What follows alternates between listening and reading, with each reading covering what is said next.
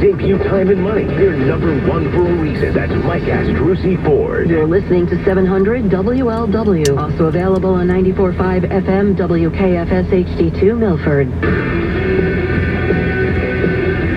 700 WLW, breaking news here from law enforcement here in the greater Cincinnati area.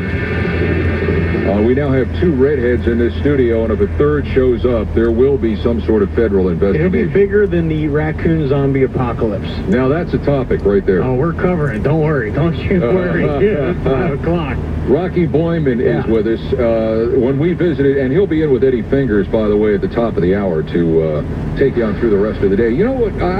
Your whole topic yesterday about music and your best group, even if it's not from your your wheelhouse. What was the final jurisdiction on that? What happened there? Well, it started. A lot of people wanted to basically kind of circumvent the question. They wanted to splice decades. They wanted to say take 1975 to 1985. No, you can't do that. No. So, because that's what generates the argument and that sort of thing. But I would say, because I put the poll question out on my Twitter account, and then the station put it out on their Twitter account. On my Twitter account, that's a lot of Twitter accounts right there. That's right. I would put it on yours if I had to. On mine, the 80s won by close to 40%, and on the station's one, each one, they probably a total of like 600 votes.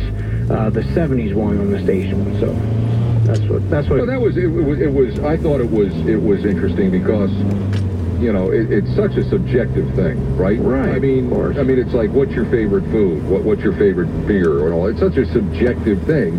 You generally default to what you were listening to when you grew up, right? Right. When you're in high school, that sort of thing. Like when my kids were little, when they would go around town with their mom, and she'd be taking them here, there, and everywhere. They listened to the music that my wife and I listened to, which was 60s and 70s, and that's what they wound up listening to when they got older. Right.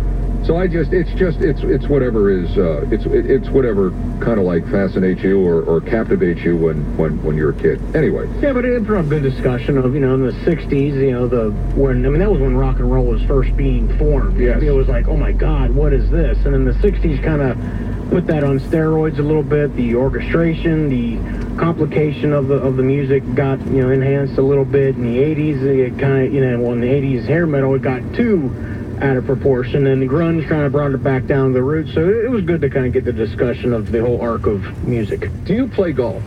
I do not. You don't play golf? I do not. Okay. So do you like watching golf? Negative. Okay. Would you be more inclined to watch a golf tournament if Tiger Woods was involved? Yes. Yes. And I will watch. If he makes the cut and that sort of deal, then I'm in. Well, he's +2 through 14 holes at the Masters, and here's my thing with this. The golf guy is always going to watch golf. It doesn't matter what the tournament is. It doesn't matter who's involved in it. The guy that's with his buddies at the club or wherever it might be, golf guys want to watch golf. Golf is a high-end sport, and it attracts high-end advertisers. They don't get... Hyundai doesn't advertise on golf tournaments. Cadillac does. Mm-hmm. So I'm just wondering if golf, which I don't believe to be a sport, I believe golf is a game of skill. I think there's a difference. I think tennis is a sport. By the way, if you needed any further confirmation, watch the videos on our blog of the guy who hits the hole-in-one and then rolls his ankle. Yeah, Tony. That throws out any case someone tries to make of golf being an athletic sport. Right. Go ahead. But golf, I've never thought golf was a sport. Golf is a game of skill. Tennis is a sport. NASCAR is not a sport. Right. NASCAR is an exercise of skill. Right. You have to drive a car. Most cars are set up the same way. The track is the same track. You got to drive the car. But I think the reason why golf survives in this day and age is because it has high-end advertising. I don't know if golf survives 20 years from now because I don't think millennials and Gen Xers are playing golf. Topgolf is where they would go. Exactly. Because they can socialize, they can drink, they can eat, they can hit some golf shots. And it's not all pomp and circumstance, which turns off young people to a degree, So 20 years from now, I'm not sure that golf survives in its present form on television or whatever medium it may be televised on. unless it has mega stars. It needs a star, it needs a mega star, it needs a lightning rod the way Tiger Woods was. So without Tiger Woods or the next 20 years version of Tiger, I think golf is going to be in a tough sledding. Tennis won't be, because tennis is also a high-end sport that attracts high-end advertisers, but it is constantly cranking out great players who are known to people beyond just tennis guy. And so I think it's important not only for Tiger Woods to do well here, but for golf to promote more and to develop more the superstar.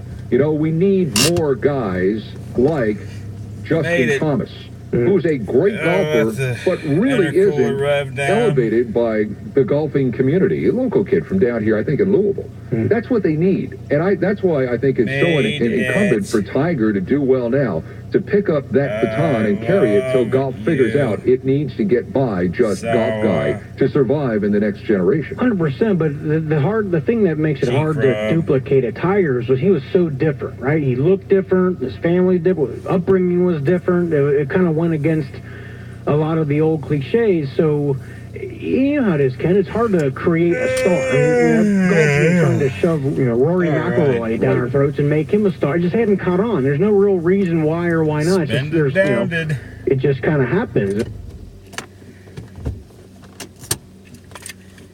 There we go. Love you.